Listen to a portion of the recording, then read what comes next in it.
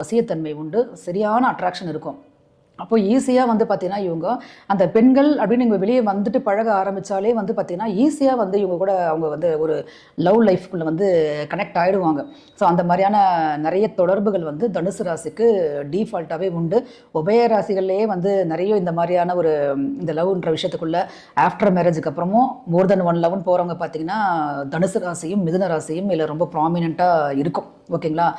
அழகு சார்ந்த துறைகளில் நிறைய பேர் இருப்பாங்க. அரசியல் சம்மந்தப்பட்ட அரசாங்கத்துறை சம்மந்தப்பட்ட ஒர்க்கில் இருக்கிறது.